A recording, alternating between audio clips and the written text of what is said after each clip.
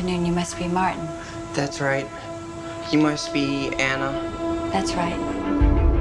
I brought you some little gifts. That's very kind of you. It's a keyring with a musical note on it for Kim, because I know she likes music. Welcome back, everyone. Today I want to talk about a new-ish movie called Killing of a Sacred Deer.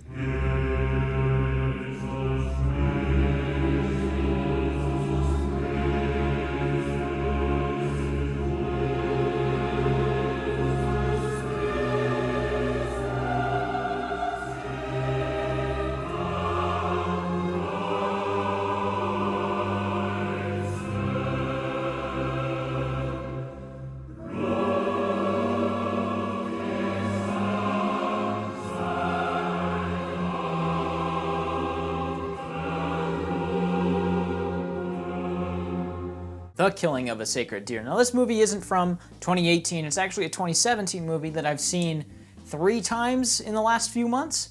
And I was actually not going to talk about this movie until I saw it for the last time. And I feel like I have to talk about it because this is not only one of my favorite movies of 2017, but it is one of my favorite movies, period. I absolutely love this movie.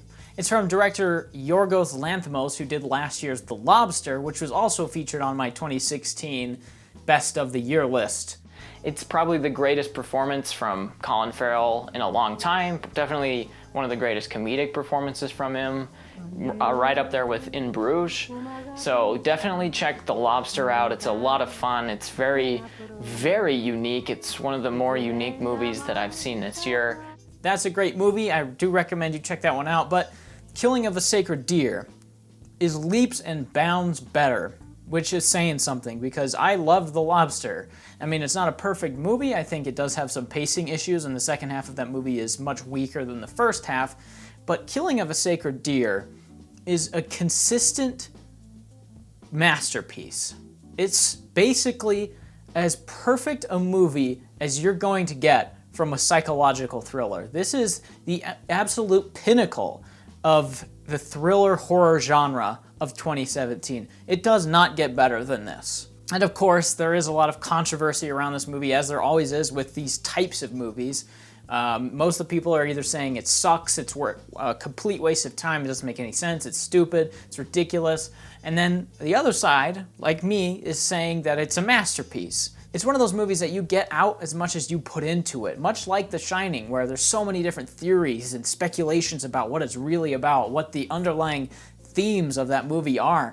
And The Killing of a Sacred Deer is no exception. I mean, when The Shining came out, it had the same kind of initial reaction where people either absolutely hated it or absolutely loved it. And we're seeing the same reaction around this film, and there's so much stuff in this movie. There's so much packed into a 2-hour runtime that it's kind of shocking. I've seen this movie 3 times now, like I said.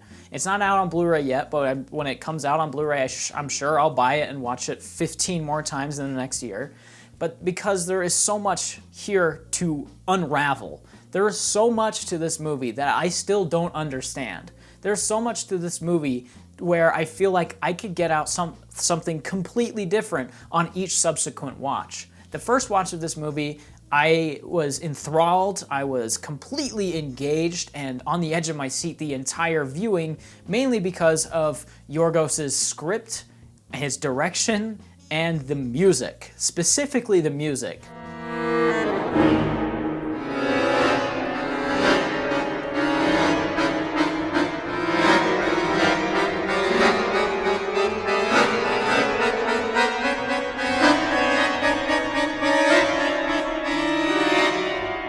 The music in this movie is like this medley mashup of a bunch of noises, specifically high-pitched violins, and it's this constant, relentless bombardment of musical noises and orchestras just exploding in your face to where it never feels like it lets up. It never feels like it lets you go. It's constantly trying to keep you on the edge of your seat, make you anxious, to give you anxiety.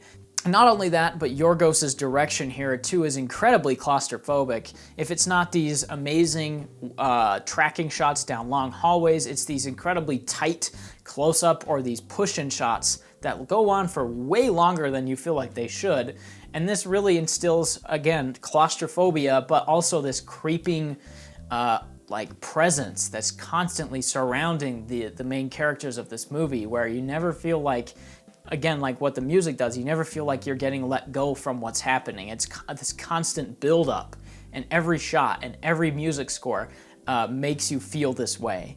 So that was my first watch of this movie, was just kind of taking everything in and absorbing what was going on and just being incredibly tense for the entire runtime. My second viewing, on the other hand, I got a much more clear sense of the dark humor that this movie has. How long have you known him? Quite some time. His father was a patient of mine. I wanted to say one more thing. I'm really sorry about Bob. It's nothing serious. No, it is. They will all get sick and die. Bob will die, Kim will die, your wife will die. Understand? No, I don't. My mom's attracted to you. She's got a great body. He's got issues, serious psychological issues. But there are so many more sequences in this movie where you can derive this black comedy from them just by the way that the people are speaking or reacting to one another. And that is one of the biggest strengths of this movie, is its sense of humor. And I think the way that the movie is written and how the dialogue is executed goes a long way into helping you get into this kind of comedic mood. A lot of the dialogue here is just sort of straightforward and monotone. Everyone speaks in this very monotone way where every single word sounds the exact same. If I had hair on my chest and belly, how would you attach these? We'd shave the hair off first. How long does it take for the hair to grow back? I don't know. About a month, I suppose. Your son told me that you've got lots of hair under your arms, 3 times more than I do, and that you've got a very hairy back and a very hairy belly. I probably do have a little more hair than you do because I'm older than you. But soon you'll have more hair too. It's all down to hormones. Can you show me, please? It makes you feel very uncomfortable, where it's just like, you can tell that this movie is set in reality, or what we perceive as reality, where there's a main character is a doctor and he works in a hospital and he has a family, a great family, and he's kind of taken a kid under his wing. So it is reality, just not quite. The dialogue and the way that the characters interact with each other and perform, all the performances here too, all of this put together makes this movie feel just slightly off. The entire movie has this weird wall between reality and this, whatever this reality is, and you get very uncomfortable every time people talk. It just sort of is this stiff, monotone way that they communicate, to where it makes you feel weird. And this contributes to one of the major themes of this movie, which is, I think, the 5 stages of grief, which is something that I got out of it the second time. I didn't really realize this until I started thinking about it after my second viewing. And what I think it's trying to do here is communicate that these 5 stages of grief, while natural, everyone can go through them at one point or another, they're not really part of a day-to-day routine, so they're just slightly off. And I think the dialogue, the performances, and how the movie's shot and executed goes hand in hand with this, where, again, it is set in reality, firmly in reality, but it's just slightly off. Before I get into the 5 stages of grief, now's probably a good time to explain some of the plot here. I'll try to avoid spoilers, but mainly what happens is that Colin Farrell has this kid that he's taken under his wing, and the kid his name is Martin, he has a family, and you learn that his dad has died. How did his father die? Car crash.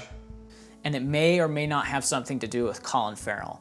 And Colin Farrell's kind of taking him under his wing because he feels bad for him, but he doesn't necessarily want to admit it or deal with it. So his way of dealing with it is by taking this kid under his wing and kind of trying to make himself seem better than he may be.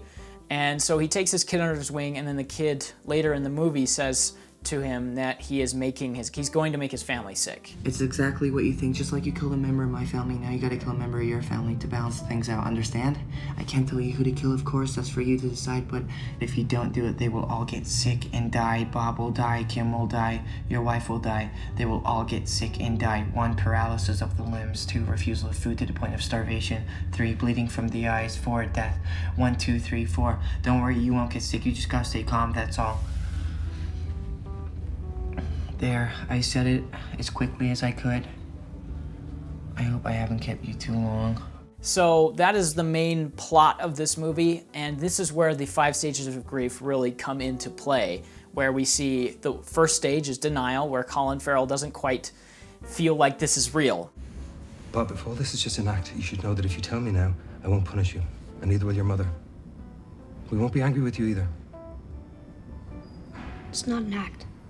But if it is an act and you don't stop this stupid joke right now, your punishment won't just be no TV for 2 months. I will take my electric razor and I will shave your head and make you eat your hair. The second stage is anger. I know you're in there! Open the door or I will smash it down! The third stage is bargaining. You remember Martin, don't you?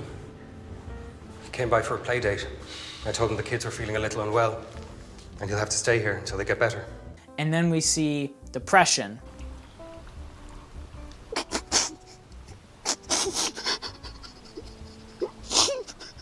And then acceptance, where he accepts the situation that he's in. So I feel like this movie does a great job of hitting every single stage of the 5 stages of grief and showing how it affects not only the main character, who's Colin Farrell, but his family members and everyone around him, and how it's something that we all go through, but it's just like we're slightly off as a person when we're going through it. We're just not quite the same person that we may be normally. Third viewing, however, I noticed quite a bit more of the religious aspect of this movie. There's quite a bit of religious commentary here. The main character, Martin, gets his feet kissed by Nicole Kidman, heavily alluding to the fact that he may be a god or like Jesus or something, and he makes the family sick without really explaining it. He has these omnipotent powers that are never really explained, which further benefits the theory that he is a god character and he's seeking out justice. And even in the movie, he says at one point where he's not seeking revenge per se, he's seeking out unadulterated justice. The murderer, both in my father's case and our current situation, is not me. Stop talking. Don't you understand that you're wasting time? And you don't have much time left. I said stop talking. Steven, it's gonna be better once it's done. Start over. Clean slate. Don't you get it? Sometimes I think you're naive, but you can't be naive. You're a man of science. You can't be an idiot. But if I'd only just met you, I would seriously question your depth of judgment. The way that he goes about that is by taking one of the family members, just like Colin Farrell may or may not have taken one of his. So he's just trying to go about justice the way that he feels is fair. And he says that a lot. It's not fair that this happened to me and not to you, so we're going to make it even.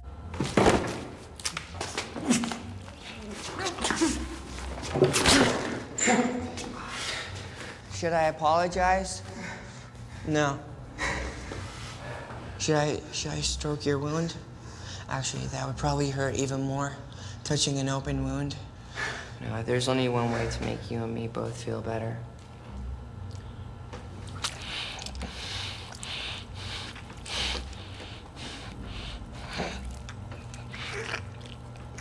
And he plays these odds like a god almost, where no one can sway him, nobody can do anything to alter what he says. It's just his way or the highway. It's either his way or everyone dies. One person or everyone. It's basically like a biblical blood sacrifice, where we've seen that if you read the Bible at all, there's many times in the Bible where someone will sacrifice an animal or even a person to appease God.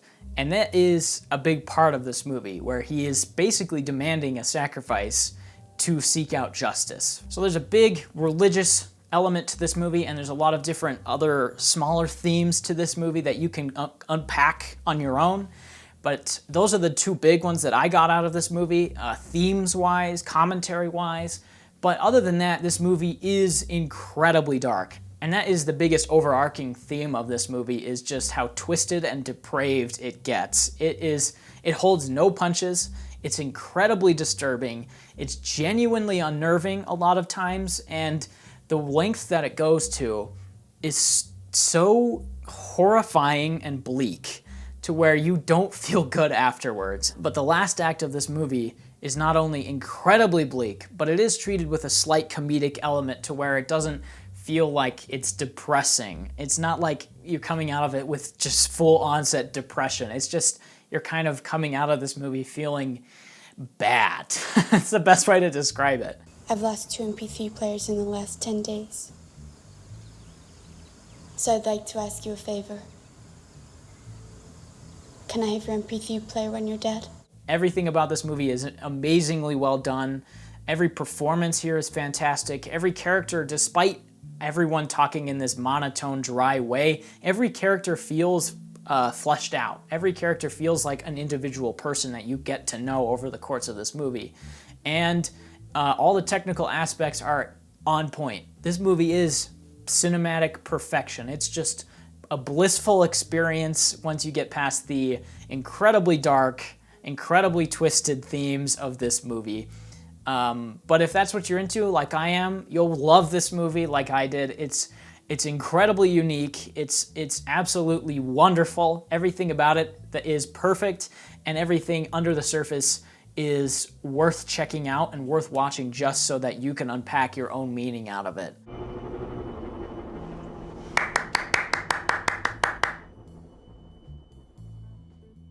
I'm gonna give this a 10 out of 10. Like I said, it's not only one of my favorite movies of the year, but it's one of my favorite movies, period. It's fantastic. I highly recommend you checking it out. And I'll see you in the next video. Bye-bye.